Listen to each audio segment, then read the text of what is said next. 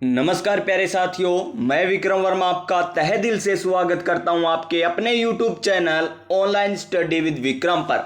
तो प्यारे साथियों, आप सभी स्वस्थ होंगे, मस्त होंगे और अपनी अपनी तैयारी में व्यस्त होंगे और इसी तैयारी को और मजबूत और शानदार और दमदार बनाने के लिए हम कर रहे हैं संपूर्ण राजस्थान जीके। जी हाँ प्यारे साथियों, संपूर्ण राजस्थान जीके कर रहे हैं और सब्जेक्ट वाइज पहले हम राजस्थान की कलाएं और संस्कृति, उसके बाद राजस्थान का भूगोल, उसके बाद राजस्थान का इतिहास करने वाले हैं और टॉपिक वाइज करने वाले हैं। एक एक टॉपिक बहुत ही अच्छे और शानदार तरीके से करने वाले हैं। तो इस क्लास को लास्ट तक देख लीजिएगा और उसके बाद ही आपको चैनल को सब्सक्राइब करना और पास में जो बेल आइकन है उसे दबाना है। अगर समझ में ना आए तो कोई जरूरत नहीं है प्यारे साथियों, जहां से समझ में आए वहीं से हमें पढ़ना चाहिए। तो देखिए किस तरीके से हम पढ़ने वाले हैं, तो देख लीजिए यहां पर आरपीएससी और अधीनस्थ बोर्ड द्वारा 2001 से लेकर 2024 तक जितने भी प्रश्न जिस टॉपिक से पूछे गए हैं हम करने वाले हैं ऑफिशियल आंसर की के साथ। अब कुछ साथी कहेंगे या सोचेंगे कि जिनकी थ्योरी कंप्लीट हो चुकी है पढ़े हुए, उन्हीं के लिए ये फायदेमंद रहने वाली है। तो नहीं प्यारे साथियों, इसमें आपको करवाई जाएगी व्याख्या। इतनी व्याख्या बता दी जाएगी कि आपका टॉपिक इन्हीं क्लासों में कवर हो जाएगा और साथ के साथ आपको ट्रिकें भी बताई जाएगी। और आज हमारी कितनी नंबर क्लास रहने वाली है? आज हमारी 16 नंबर क्लास रहने वाली है। कितनी नंबर? 16 नंबर क्लास रहने वाली है, जिसमें हमने पहला टॉपिक 2 क्लासों के माध्यम से कंप्लीट किया था, दूसरा टॉपिक 6 क्लासों में कंप्लीट हुआ था, तीसरा टॉपिक फिर 4 क्लासों में कंप्लीट हुआ और चौथा टॉपिक 3 क्लासें हो चुकी है। और आज आपकी अंतिम क्लास रहने वाली है 4 नंबर टॉपिक आभूषण, वेशभूषा और खान पान की। देखिए शिक्षक भर्ती, चाहे फर्स्ट ग्रेड की तैयारी कर रहे हो, सेकंड ग्रेड या कॉलेज लेक्चरर, चाहे थर्ड ग्रेड किसी भी एग्जाम की तैयारी कर रहे हो, या सीईटी ग्रेजुएशन, सीईटी 10+2, एलडीसी, पटवार, पशु परीक्षक, अन्य किसी भी एग्जाम की तैयारी कर रहे हो तो इस क्लास को लास्ट तक देख लेना। तो चलिए आज की क्लास हम स्टार्ट करते हैं नई ऊर्जा, नई उमंग के साथ, नए मोटिवेशन के साथ। और आज का हमारा मोटिवेशन देख लीजिए, शानदार मोटिवेशन है। जमीर जिंदा रख, कबीर जिंदा रख, जमीर जिंदा रख, कबीर जिंदा रख, सुल्तान भी बन जाए तो दिल में फकीर जिंदा रख, हौसलों के तरकस में कोशिश का वो तीर जिंदा रख, हार जा चाहे जिंदगी में सब कुछ मगर, हार जाए चाहे जिंदगी में सब कुछ मगर, फिर भी जीतने की उम्मीद जिंदा रख, फिर भी जीतने की उम्मीद जिंदा रख। हाँ, जीतने की उम्मीद जिंदा रखनी चाहिए। चाहे आपका सिलेक्शन नहीं हुआ हो फिर भी आपको जीतने की उम्मीद जिंदा रखनी चाहिए। देखिए, हार जाए चाहे जिंदगी में सब कुछ भी, फिर भी जीतने की उम्मीद जिंदा रखनी चाहिए। तो चलिए चलते हैं आज के हमारे क्वेश्चन नंबर 1 पर। राजस्थान की कलाएं और संस्कृति की हम बात कर रहे हैं और हमारा 4 नंबर टॉपिक चल रहा है। तो देखिए प्यारे साथियों, आपकी स्क्रीन पर आ चुकी है राजस्थान की कला एवं संस्कृति की बात कर रहे हैं और हमारा टॉपिक रहने वाला है ये राजस्थान के प्रमुख रीति रिवाज, प्रथाएं, वेशभूषा, आभूषण और शब्दावली। तो देखिए 1 से लेकर 75 नंबर क्वेश्चन के हमने इनके 3 क्लासों में क्वेश्चन कर लिए। 3 क्लासों में कितने क्वेश्चन कर लिए हैं? 75 क्वेश्चन कर लिए, यानी प्रतिदिन हम 25 क्वेश्चन करते हैं और उनके साथ आपको व्याख्या भी बताई जाती है। देखिए सारी की सारी व्याख्या आ गई। जैसे यहां पर कानों में पहने जाने वाले आभूषण सारे आ गए, ओगनिया, अंगूठिया, सुरलिया, झुमका, कुंडल, कर्णफूल, झाला, यानी सारी व्याख्या आ गई। और सिर पर जो पहने जाते हैं वो भी आभूषण आ गए। और देखिए सीईटी में आया ये क्वेश्चन, ये सीईटी ग्रेजुएशन में पूछे गए क्वेश्चन है, सारे के सारे क्वेश्चन। उसके बाद देखिए आरएस में आए कॉलेज लेक्चरर, आरपीएससी कृषि पर्यवेक्षक, एलडीसी लाइव स्टॉक, यहां पर आरपीएससी लाइब्रेरियन ग्रेड 3, वन रक्षक, वनपाल, आरपीएससी एडब्ल्यू सूचना सहायक, पटवार, आई एग्जाम, स्कूल लेक्चरर, जयन भर्ती, आरपीएससी कनिष्ठ अनुदेशक, चाहे आप बेसिक कंप्यूटर अनुदेशक की बात कर लीजिए, सारे के सारे क्वेश्चन आए हुए आपको करवाए जा रहे हैं और व्याख्या सहित। तो आज का हमारा कितने नंबर क्वेश्चन रहने वाला है? 76 नंबर क्वेश्चन रहने वाला है। कितने नंबर रहने वाला है? 76 नंबर क्वेश्चन रहने वाला है। तो ध्यान से देखिए 76 नंबर क्वेश्चन आरएस 1997-98 में, उसके बाद कनिष्ठ अनुदेशक 2018 में और उसके बाद हाउसकीपर 2022 में ये क्वेश्चन आया। और क्वेश्चन क्या है? राजस्थान में स्त्री पर्दा राजस्थान में स्त्री परिधा पोमचा को कहा जाता है, यानी पोमचे को क्या कहा जाता है? पीला, कंवर जोड़, कटकी या फेंटिया। तो पीला पोमचा होता है। क्या होता है? पीला पोमचा, जो कब पहना जाता है? पुत्र के जन्म पर, यानी बेटे के जन्म पर या पुत्र के जन्म पर क्या पहना जाता है? पीला पोमचा पहना जाता है। और बात करें गुलाबी पोमचा, कौन सा? गुलाबी पोमचा कब धारण किया जाता है? तो गुलाबी पोमचा लड़की के जन्म पर यानी बेटी के जन्म पर गुलाबी पोमचा पहना जाता है। तो स्त्री परिधा पोमचा क्या होता है? पीले का होता है। क्या होता है? पीला होता है। देखिए आगे यहां पर व्याख्या दे रखी है, ऑप्शन नंबर ए इसका सही आंसर हो जाएगा। और व्याख्या हमने कल कर ली थी इस क्वेश्चन की। तो चलिए क्वेश्चन नंबर 77 देखिए। राजस्थानी तारा भांत की ओढ़नी का पहनावा किसमें प्रचलित है? यानी तारा भांत की ओढ़नी, कौन सी ओढ़नी? तारा भांत की ओढ़नी कौन पहनती है? क्या दलित महिलाएं पहनती है या ओढ़ती है, या जाट महिलाएं ओढ़ती है, या आदिवासी महिलाएं इसको पहनती है या ओढ़ती है, या गुज्जर महिलाएं? तो देखिए आरएएस 2012 में और संगणक भर्ती परीक्षा 2021 में ये क्वेश्चन आया और इसका सही आंसर हो जाएगा ऑप्शन नंबर सी, आदिवासी महिलाएं। कौन सी ओढ़नी ओढ़ती है? तारा भांत की ओढ़नी। कौन सी ओढ़नी? तारा भांत की ओढ़नी। यहां पर व्याख्या भी देख लीजिए क्या है तारा भांत की ओढ़नी। तो राजस्थानी तारा भांत की ओढ़नी का पहनावा आदिवासी महिलाओं में प्रचलित है। किसमें प्रचलित है? आदिवासी। इसमें जमीन भूरी लाल तथा किनारों के छोर काला षटकोणीय आकृति वाला तारों जैसा होता है। किस प्रकार होता है? जमीन भूरी लाल तथा किनारों का छोर कैसा होता है? काला और षटकोणीय आकृति वाला होता है। किस प्रकार की आकृति होती है? षटकोणीय आकृति होती है। किसकी? ये होती है तारा भांत की ओढ़नी की। किसकी? तारा भांत की ओढ़नी की। क्वेश्चन नंबर 78 देखिए 75 नंबर क्वेश्चन तक सब मोस्ट इंपोर्टेंट क्वेश्चन आ चुके हैं। आज के क्वेश्चन केवल ऐसे क्वेश्चन रहने वाले हैं जो परीक्षा में तो पूछे जाते हैं लेकिन कम पूछे जाते हैं। आज की क्लास में थोड़े कम इंपोर्टेंट क्वेश्चन रहने वाले हैं, लेकिन जो 75 क्वेश्चन हम पहले कर चुके हैं ना, बहुत ही शानदार और अच्छे लेवल के क्वेश्चन थे, क्योंकि उनका लेवल भी शानदार था। जो कॉलेज लेक्चरर में आए थे, स्कूल लेक्चरर में आए थे, या फिर पशुधन सहायक में आए थे, या सीटी ग्रेजुएशन लेवल में आए थे, अच्छे लेवल के क्वेश्चन हम कर चुके हैं। देखिए यहां पर हमें पूछा है कि पछेवड़ा क्या पछेवड़ा संदर्भित है? पछेवड़ा है क्या? ये देखिए 2020 और 2019 में ये कनिष्ठ अभियंता कनिष्ठ वैज्ञानिक सहायक में क्वेश्चन आया। तो पछेवड़ा संदर्भित करता है परिधान को, पगड़ी को, आभूषण को, या बर्तन को। तो पछेवड़ा क्या है? परिधान। क्या है पछेवड़ा? परिधान। यानी इसका सही आंसर हमारा ऑप्शन नंबर ए हो जाएगा। क्या हो जाएगा प्यारे साथियों? ऑप्शन नंबर ए। और पछेवड़ा कब धारण किया जाता है? देख लीजिए, पछेवड़ा राजस्थान के पुरुषों का एक परिधान है। क्या है? एक परिधान है। और ये शीत ऋतु में, कौन सी ऋतु में? शीत ऋतु के समय प्रयोग में लाया जाता है। यह एक कंबल जैसा मोटा वस्त्र है, यानी मोटी सूती सोल, यानी मोटा सूती सोल होता है जिसे ठंड से बचाव के लिए इस्तेमाल किया जाता है, यानी मोटा कंबल होता है। और सर्दियों में बचाव के लिए इसे पहना जाता है। किसे? पछेवड़ा को। किसे? पछेवड़ा को। और ये क्या है? परिधान है। देखिए क्वेश्चन नंबर 79, पछेवड़ा क्या है? पछेवड़ा क्या है? पगड़ी है, आभूषण है, ओढ़ने का मोटा वस्त्र है, या एक रस्म है? तो क्या है ये? ओढ़ने का मोटा वस्त्र, जिससे क्या होता है? सर्दी नहीं लगती। ये ओढ़ने के बाद क्या नहीं लगती? सर्दी नहीं लगती, यानी ये ओढ़ने का मोटा वस्त्र है। कौन सा? पछेवड़ा।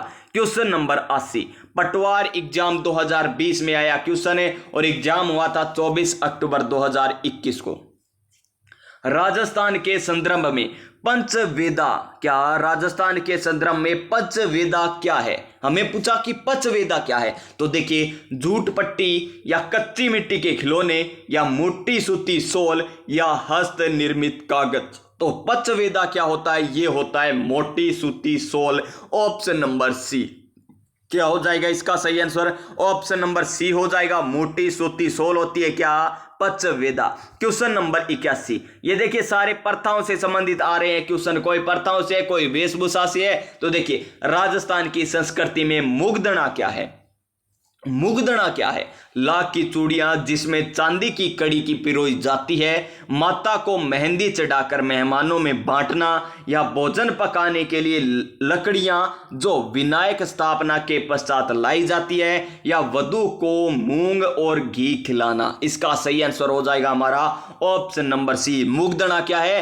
भोजन पकाने के लिए लकड़ियां जो विनायक स्थापना के पश्चात लाई जाती है, यानी विनायक की स्थापना हो गई, उसके बाद जो भोजन बनाना है और उसके लिए जो लकड़ी की जरूरत होगी ना, वो लाने की जो प्रथा होती है उसे क्या कहते हैं? मुगदड़ा कहते हैं, यानी ऑप्शन नंबर सी हो जाएगा।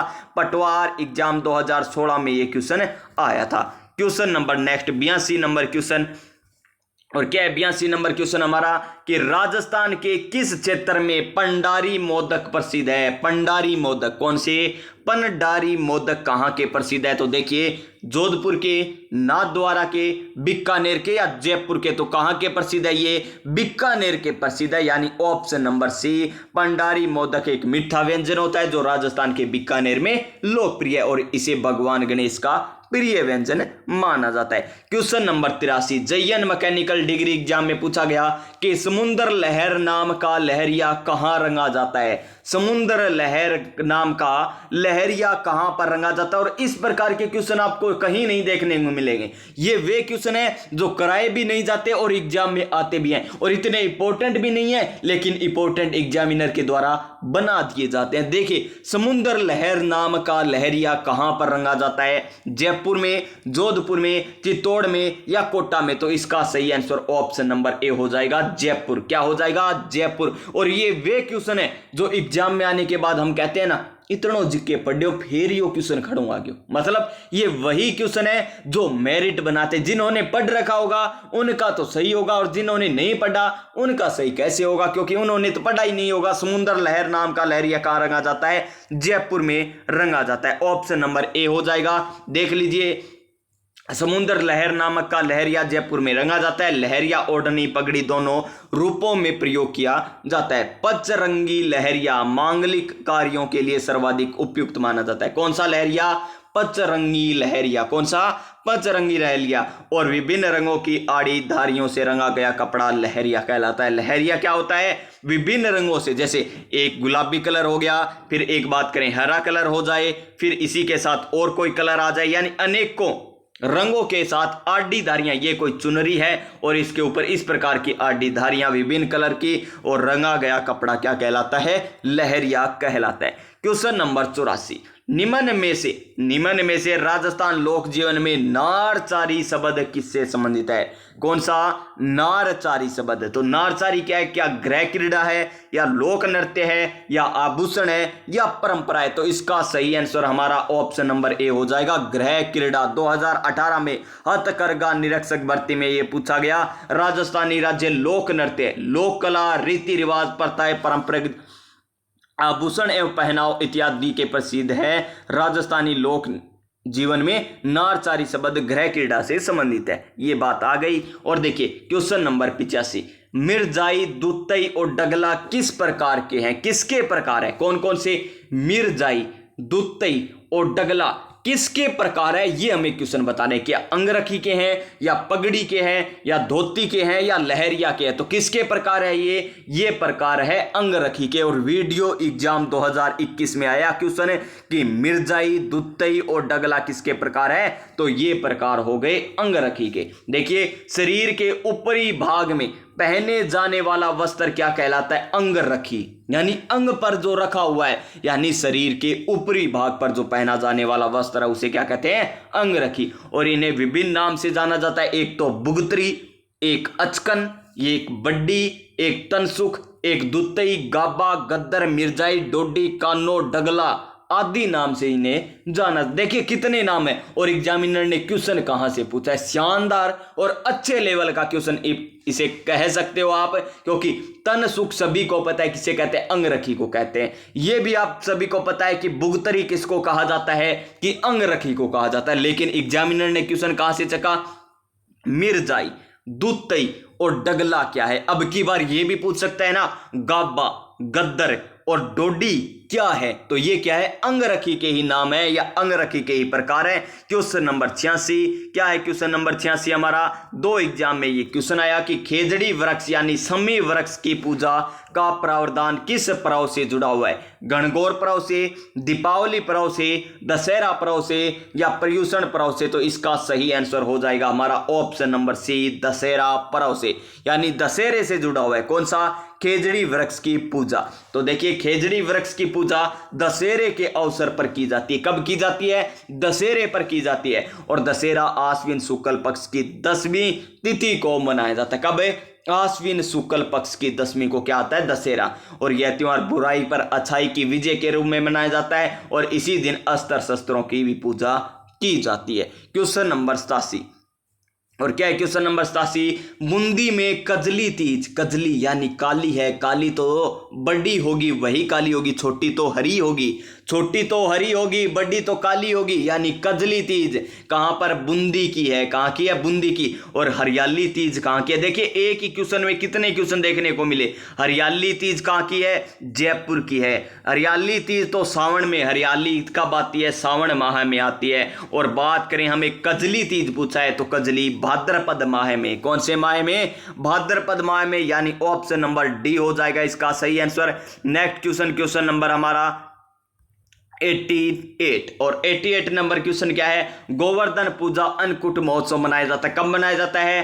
कार्तिक शुक्ल पक्ष की ये मनाया जाता है अन्नकूट महोत्सव, कार्तिक शुक्ल पक्ष में मनाया जाता है। और देख लीजिए कार्तिक शुक्ल प्रतिपदा यह अर्थात दीपावली के अगले दिन ही गोवर्धन पूजा या अन्नकूट पर्व मनाया जाता है। इस दिन घर के में गाय के गोबर से गोवर्धन की मानव रूपी आकृति बनाकर उसकी पूजा की जाती है। किसकी? मानव रूपी ये मूर्ति बनाकर पूजा की जाती है। क्वेश्चन नंबर 89 और क्या 89 क्वेश्चन? उस्ता कला के विकास के लिए उस्ता केमल हाइड केंद्र की स्थापना 1975 में कहां की गई? तो प्यारे साथियों आज की क्लास में आपको नहीं कराता, फिर भी मैं आपको करा रहा हूं क्योंकि 75 क्वेश्चन ऐसे थे जो आप सभी अच्छे तरीके से कर लेते, क्योंकि वो आपको आते भी थे साथ में और थोड़े अच्छे लेवल के भी क्वेश्चन थे, उनमें ट्रिकें भी थी साथ के साथ और व्याख्या भी अच्छी तरीके से थी। और ये जो लास्ट के 20 क्वेश्चन है ना 75 से लेकर लगभग 93 नंबर क्वेश्चन तक, इन क्वेश्चनों में आपको रटना ही है बस।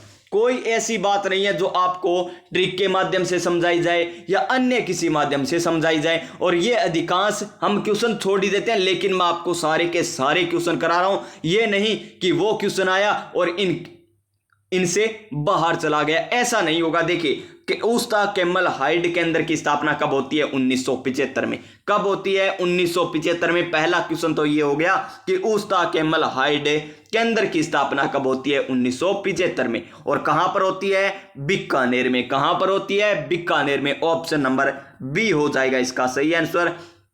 और देख लीजिए उस्ता कला कहाँ की प्रसिद्ध है? बीकानेर की। स्वर्ण मीनाकारी और मुनुवल कार्य उस्ता कला के नाम से ही जाना जाता है। ऊंट की खाल पर जो कार्य किया जाता है। और इस अद्वितीय उस्ता कला का विकास 1986 में पद्म श्री से सम्मानित कलाकार स्वर्गीय इसामुद्दीन उस्ता ने किया था। किसने?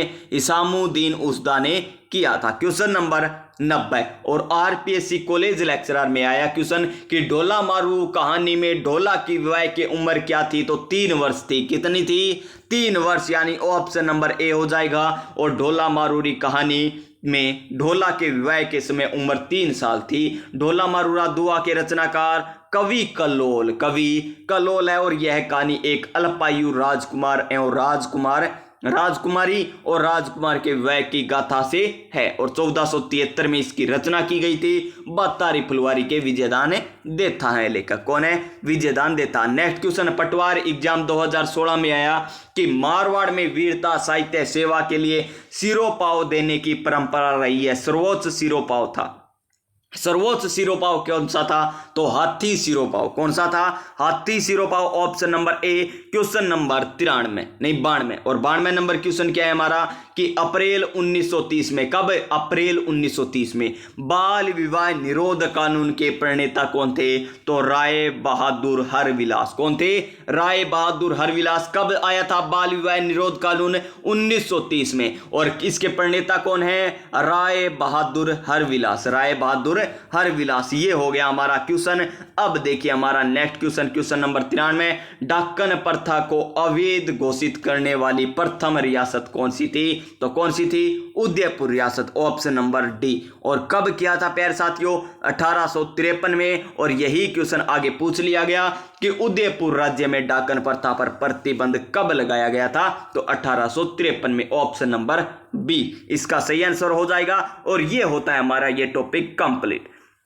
देखिए आज हमारा टॉपिक इतना खास टॉपिक नहीं रहा, मात्र हमने 20 मिनट में ये टॉपिक किया और लगभग 20 ही क्वेश्चन किए हैं और इतने इंपॉर्टेंट भी नहीं थे, लेकिन एग्जाम में आए हैं तो इंपॉर्टेंट अपने आप बन जाते हैं। यानी एग्जामिनर ने पूछा तो इंपॉर्टेंट ही होगा क्वेश्चन। तो लेकिन इसमें ट्रिक नहीं थी, ना कोई व्याख्या थी। आप थोड़े से यहाँ पर बोरियत महसूस जरूर कर रहे होंगे, लेकिन प्यारे साथियों ये क्वेश्चन भी करवाने आपको जरूरी थे, क्योंकि इनसे भी क्वेश्चन पूछे जाते हैं। मैं चाहता तो छोड़ देता इन क्वेश्चनों को, 75 क्वेश्चन कराकर कह देता तो यहीं पर आपका टॉपिक समाप्त होता है। नहीं प्यारे साथियों, कराने एक एक क्वेश्चन है, सारे के सारे क्वेश्चन कराने हैं। और देखिए ये क्वेश्चन भी आपको करा रखा है अच्छे तरीके से। चलिए इसका जवाब दे दीजिए कमेंट बॉक्स में। इसका आंसर क्या आएगा? शरीर के अंग में आभूषण, ये बताना। एक तरफ शरीर का अंग दे रखा है, दूसरी तरफ आभूषण दे रखा है, और आपको ऑप्शन दिखाई दे रहे होंगे। लिखना है 34 नंबर का सही आंसर क्या होगा, ये लिख दीजिए और आपका भी पता चल जाएगा कि आपने पीछे वाली क्लास से लगाई है या नहीं लगाई। तो प्यारे साथियों आप सभी स्वस्थ रहिएगा, मस्त रहिएगा, अपनी अपनी तैयारी में व्यस्त रहिएगा। मिलते हैं नेक्स्ट क्लास में, तब तक जय हिंद, जय भारत।